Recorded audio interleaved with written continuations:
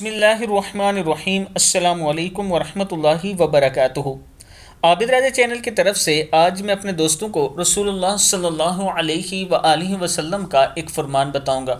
اس سے پہلے میں اپنے تمام دوستوں سے ریکویسٹ کروں گا کہ ایک بزرگ ماں جی ہیں جنہوں نے اپنی زمین مجھے مسجد کی تعمیر کے لیے دی ہے۔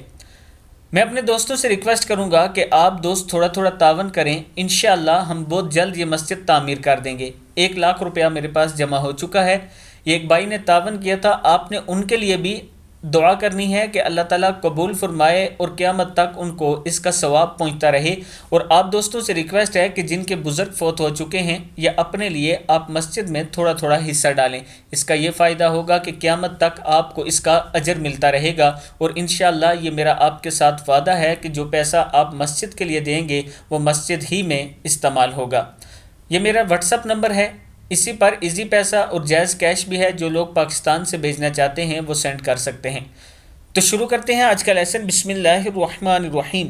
ایک دفعہ رسول اللہ صلی اللہ علیہ وآلہ وسلم ایک انصاری کے باغ میں تشریف لے گئے۔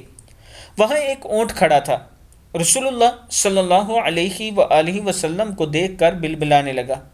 اس کی دونوں آنکھوں میں آنسو آ گئے۔ رسول اللہ صلی اللہ علیہ وآلہ وسلم نے قریب جا کر اس کے سر پر ہاتھ پھیرا تو وہ چپ ہو گیا۔ آپ صلی اللہ علیہ وآلہ وسلم نے دریافت کیا یہ کس کا اونٹ ہے؟ تو ایک نوجوان انصاری صحابی آئے۔ آپ صلی اللہ علیہ وآلہ وسلم نے ان سے فرمایا، کیا تم جانوروں کے بارے میں اللہ سے نہیں ڈرتے جن کو خدا نے تمہارے تابع بنایا ہے؟ اس اونٹ نے مجھ سے شکایت کی ہے کہ تم اس کو بھوکھا رکھتے ہو اور تکلیف دیتے ہو۔ ابو داؤد میں یہ موجود ہے۔